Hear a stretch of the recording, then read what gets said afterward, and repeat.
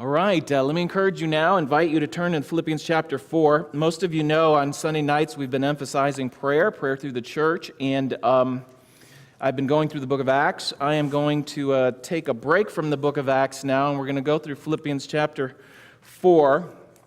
The message tonight is entitled, How to Avoid Worry Through Praying, Thinking, and Doing Right.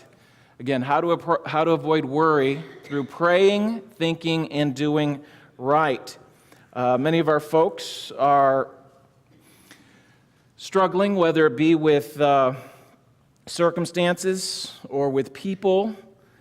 There's a poem written by an unknown author that kind of expresses the process of worry and how it can get into a believer's life and affect it negatively. Listen carefully. The poem goes this way. All the water in the world, however hard it tried, could never sink a ship unless it got inside. All the hardships of this world might wear you pretty thin, but they won't hurt you one least bit unless you let them in.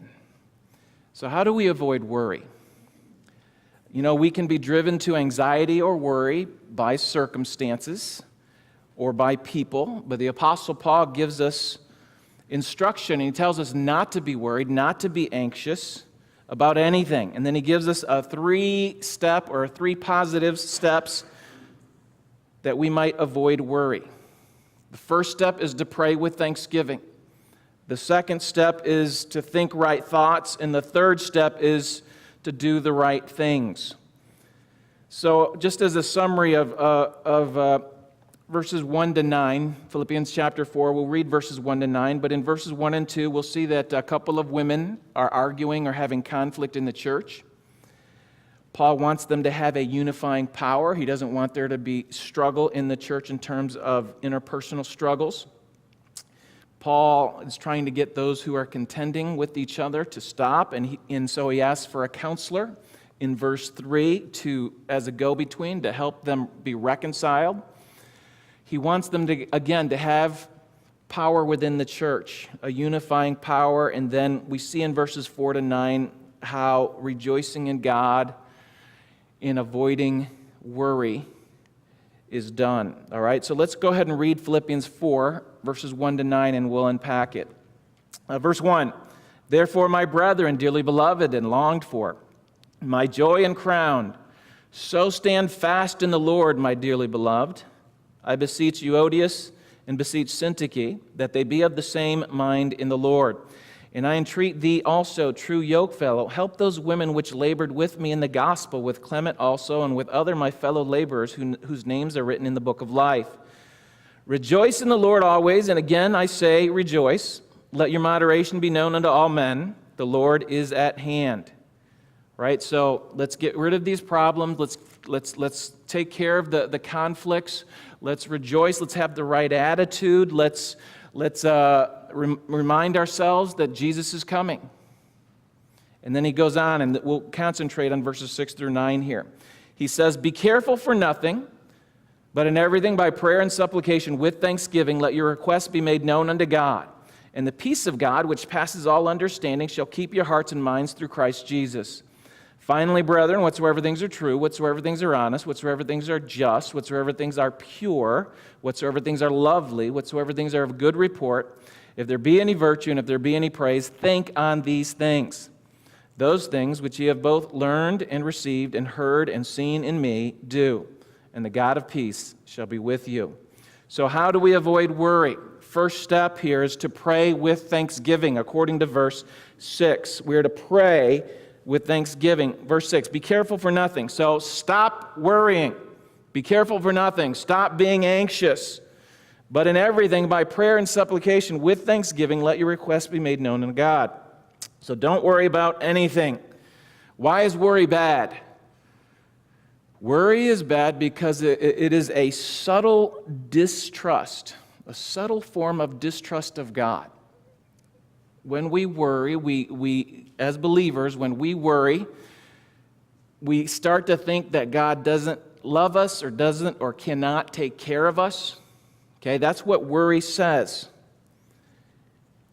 And if worry is not kept in check, it leads to paralysis and it leads to inaction. Paul's answer to that is stop. All that energy that's going into worry, stop that and put it into prayer. Stop worrying, channel into prayer. But in everything, he goes on to say, okay, be careful for nothing. Stop worrying, stop being anxious. But in everything, okay, and the word everything means everything. So in everything means everything. There's nothing too great or small for God's loving care. All this pent-up worry and all this anxiety can be channeled or released in the expression of prayer and dependence upon God. So take your anxious worry, your anxiety, channel it into productive prayer. So pray in everything, in good times and in bad times, giving thanks and making a request in prayer. Because if you think about it, worry and prayer really cannot coexist. When you are praying, you're going in dependence into the one who has all power.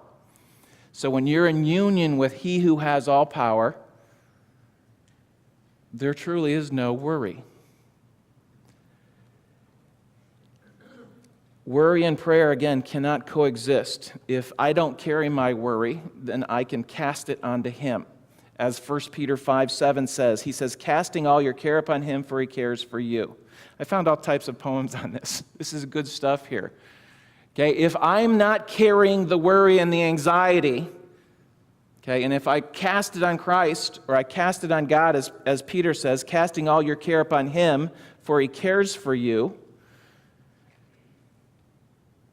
it can be expressed in the way this poet, I know him, James Seward, wrote it in this way. He said, it is his will that I should cast my care on him each day. He also bids me not to cast my confidence away. But oh, how foolishly I act when taken unaware. I cast away my confidence and carry all my care. That's what happens when we worry. We carry all our cares instead of casting it upon him who cares for us. So in everything, right? In everything, prayer. The word prayer here, as he says in verse 6, be careful for nothing, but in everything by prayer. That's the general word for prayer. The expression there is a worship and adoration of God. The idea is that you are having a conversational worship experience with God. It speaks generally of prayer. The idea is that we are enjoying fellowship time with God. We are enjoying conversation with God. We don't rush into his presence, shoot up some requests that we need, and then leave. The idea is that, look, I'm in the presence of God, and I like it here.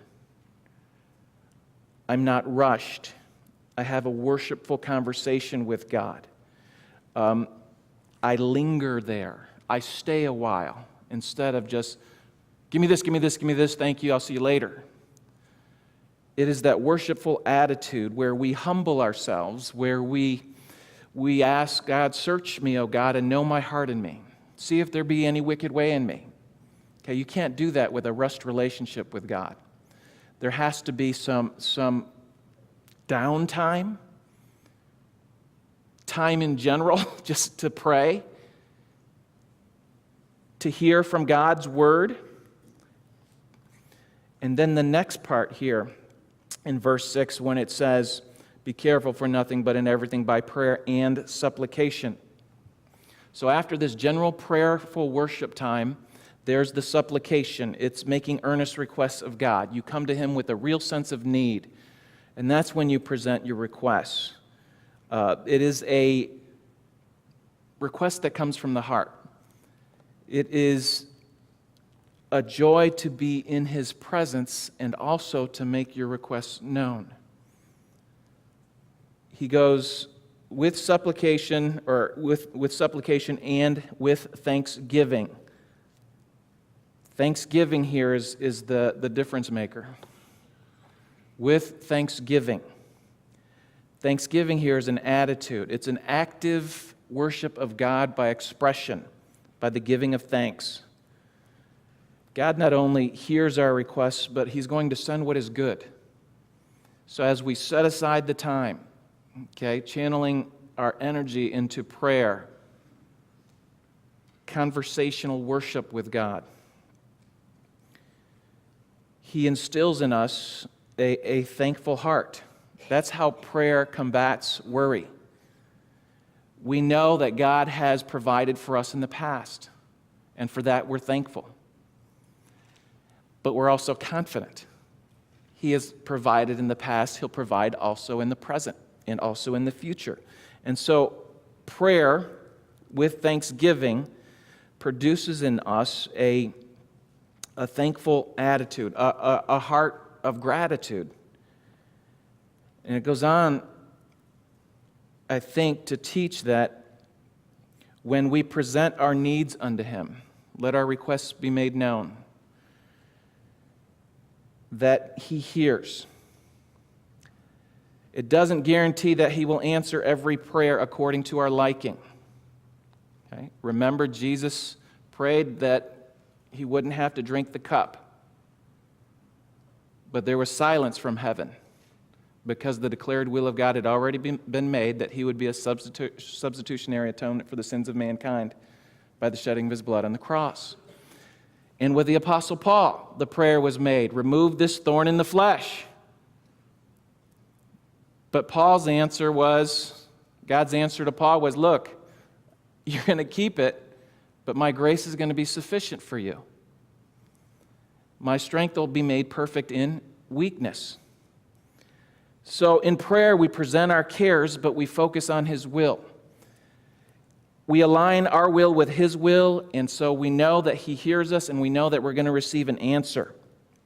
Again, though, not always what we like, but we can be confident that there is going to be an answer. So let us present our prayers with thanksgiving as an antidote for worry. Now, I want to give you some other thoughts that'll help you to be thankful as you pray. Again, I've said that, I don't know all the struggles and all the cares that are going on within this congregation right here, whether it be relational issues, employment issues, end-of-life issues, health issues, all these issues. Let me give you some encouraging words from the Scripture about how you can be thankful through these circumstances, these difficult circumstances, which the Lord, again, might not deliver you through, but give you strength to go through. Here are some other truths that you can be thankful for. Listen to this passage, and then I'm going to give you the truth, all right? 1 Corinthians 10:13. There's no temptation taken you, but such as is common to man, but God is faithful, who will not suffer you to be tempted above that which you are able, but with the temptation also make a way of escape, that you might be able to bear it. In other words, God will not allow anything into your life that will be too much for you to bear. Whatever the circumstance is, you can count on that truth and be thankful for it. I am going to be able to stand up under this. God is able to make a way out. Just look for the way out. Every Christian counselor has this verse memorized. There is a way out, and God is going to not allow you to go through that which you cannot bear. So that's one truth that you can be thankful for. Another truth that you can be thankful for is Romans 8:28. Everybody knows that, right? And we know that all things work together for good. To them that love God, to them who are the called according to His purpose. So the truth there is that God will work, whatever the difficult circumstance is, He will work in that situation for our good and His glory. No matter what it is, health issue, employment issue, relational issue, emotional issue, whatever issue it is, God is going to work in that for your good and His glory. You just got to trust Him and obey through it. Another truth that you can be thankful for. Listen to 1 Peter 5:10. But the God of all grace, who has called us into His eternal glory by Christ Jesus, after that you have suffered a while, make you perfect, establish, strengthen, and settle you. So God will use the circumstance, the tragedy or the trial, to perfect that which is lacking in your faith. That is the way that you look at your circumstance and your problem. With these truths, you can be thankful. To me, you're always on the winning side. Even if you lose, you win. To die is gain. You can't lose. Keep that perspective and keep that attitude of thankfulness that God does these things for those who believe in Him.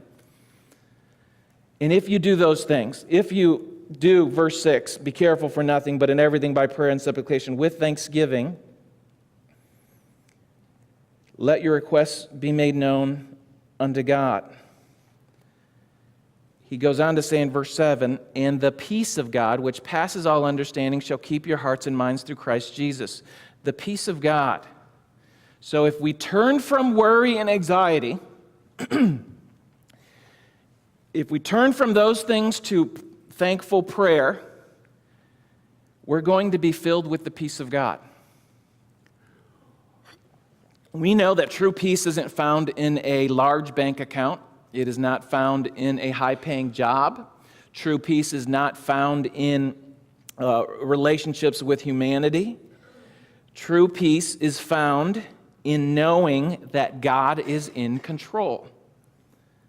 The peace of God, it says here. We are given the peace with God the moment we are saved, according to Romans 5. We have the peace of God when we walk in daily fellowship with Him, when we put away worry and pray with thanksgiving. As was said in verse 6, and it goes on to say again in verse 7, and the peace of God, which passes all understanding. This peace, just generally speaking, peace involves the mind. It involves right thinking.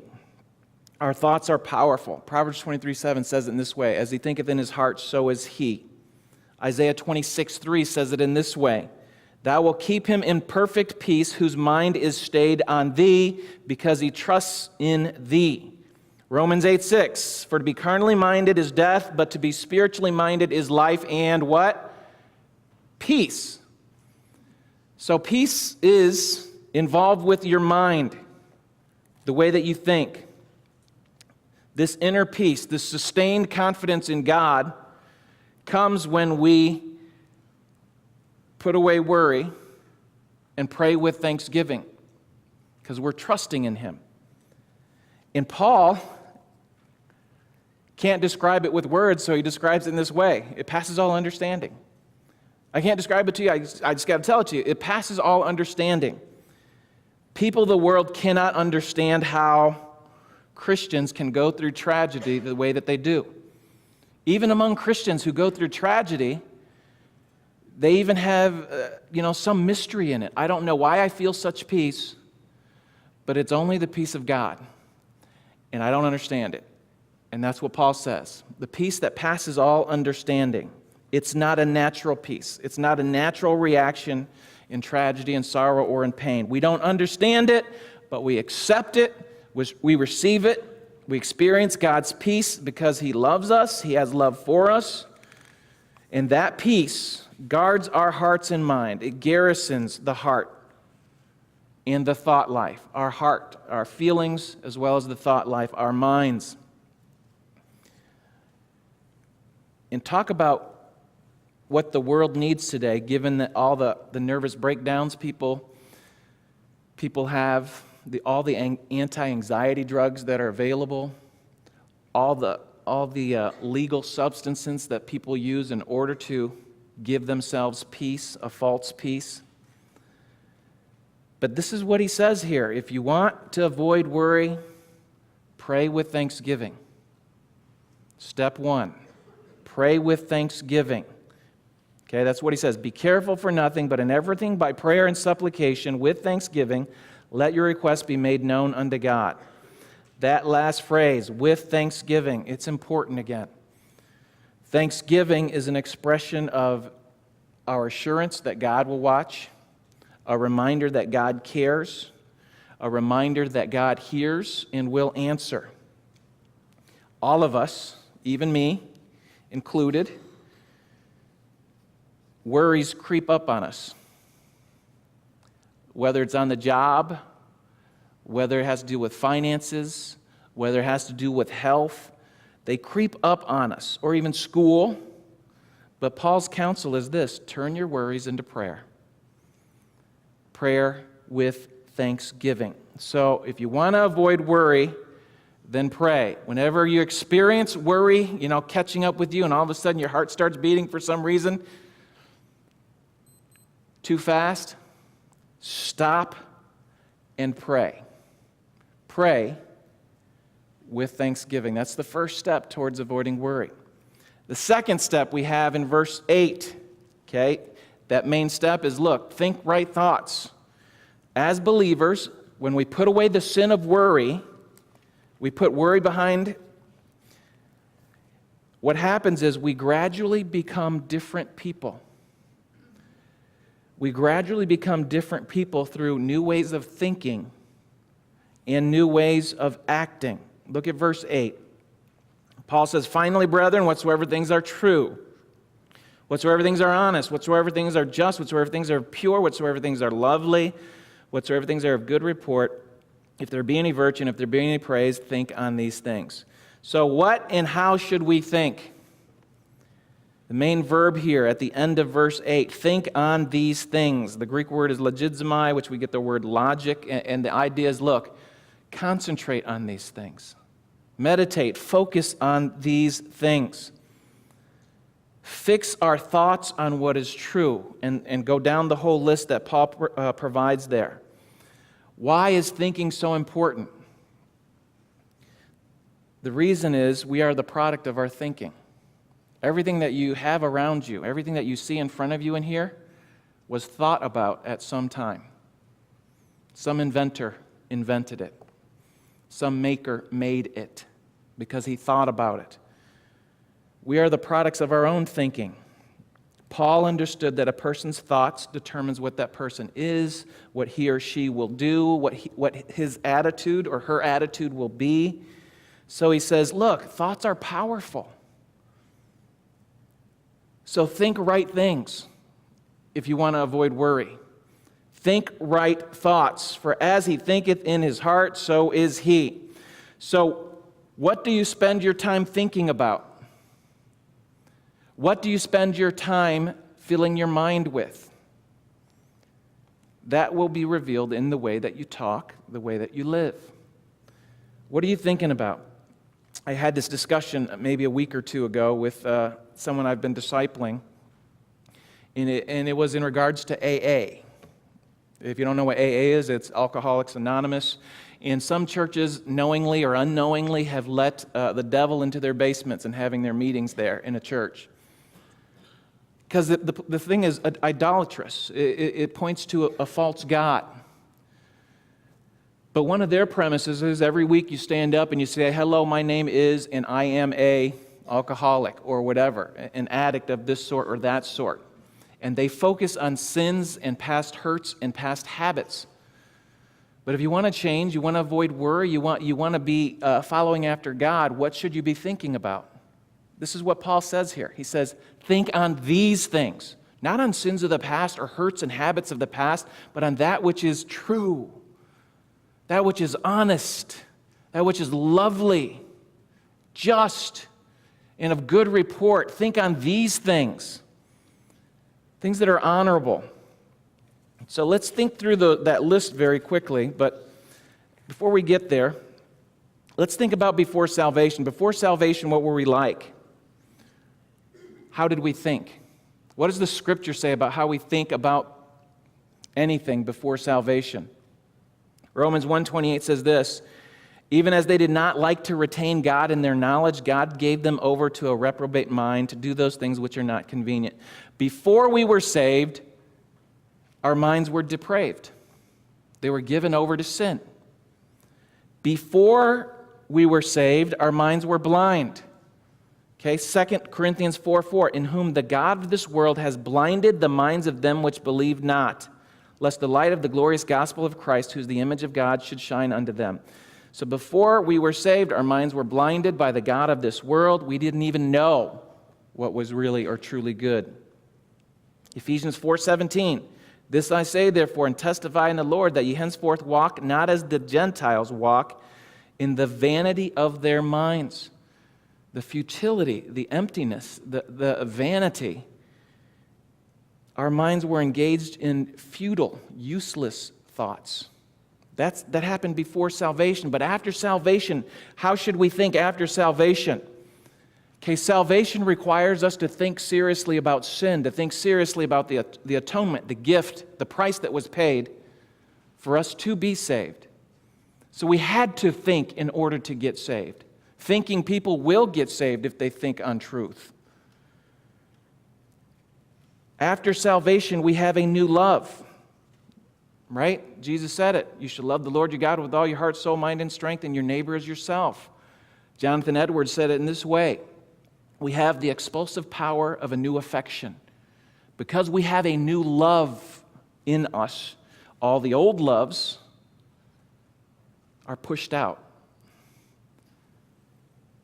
We have a new love. We're called to a new type of mental discipline, of right thinking. You know, you can probably quote Romans 12:2, right? And be not conformed to this world, but be transformed how? By the renewing of your minds. Ephesians 4:22 and 23. That you put off concerning the former lifestyle, the former conversation, the old things, which were corrupt, which were evil, which were bad, according to deceitful lust, and that you put on the new things. Be renewed in the spirit of your mind, Ephesians 4:23 says. 1 Thessalonians 5:21 says, prove all things, hold fast to that which is good. Test it. Okay, think right. So what should we think about? Paul says, think about what's true. Sanctify them through thy truth. Thy word is truth. Think about honest things, things that are honorable, things that are worthy of reverence. Think about just things, right things, things that conform to God's holiness and God's standards. Let's think about pure things, things that are stainless, that are chaste, that are morally clean. Let's think about lovely things, things that are acceptable, loving, pleasing, winsome. Let's think of those things that are good reported of, those things that are commendable, those things that are honorable. Let's focus on those things. And the truth is, if you read Psalm 119, is it Psalm 119? Or Psalm 19, 7 through 9. If you read about the Word of God and what the Bible says about the Word of God in Psalm 17 or Psalm 19, verses 7 through 9, you will find out that the Word of God meets all those qualities. True, honest, just, good, of good report, lovely, winsome. Psalm 119, 165 says, great peace have they which love thy law, and nothing shall offend them. Nothing's going to cause them to fall or to stumble. So let's pray with thanksgiving. Let's think right thoughts. And lastly, verse 9, Paul says this, those things which you've both learned and received and heard and seen in me, do.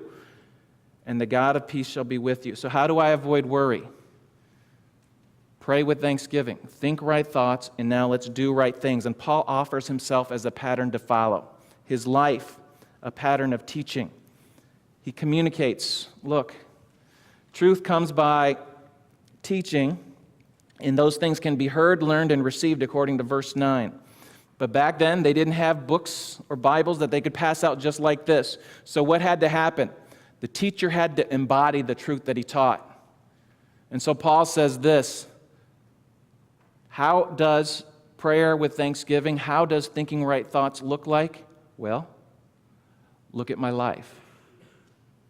Look how I lived before you. When truth is communicated in words that can be modeled by the teacher, okay, it is caught. Some things are better caught than taught, right? You live it out, your students see you live it out, and they know that it's true. And that's here the Apostle Paul.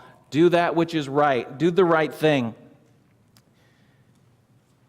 And so as we close here, look, having the right attitude, rejoice evermore, the Lord is at hand. Pray with thanksgiving, think the right thoughts. Look, have that right attitude, have that right thinking and right thoughts. It'll lead to right actions, right living, doing right. And if you do those things, what does he say happens at the end of verse 9? And the God of peace shall be with you. So it's not enough to hear only. It's not enough to teach only. You have to put it into practice. So the peace of God is experienced by the child of God who prays, who trusts, and who obeys. How do we avoid worry? How do we cast out anxiety? Pray with thanksgiving, think the right thoughts, and do the right things. And the peace of God will be with you. You know, when we trust God, He gives us peace. Whether you're in a traffic jam, whether it's an economic downturn for your industry, whether it is in a relationship, or whether when death is drawing near, you can experience the peace of God. Pray with thanksgiving. Think the right thoughts and do the right thing. I've asked a couple of men to pray for us.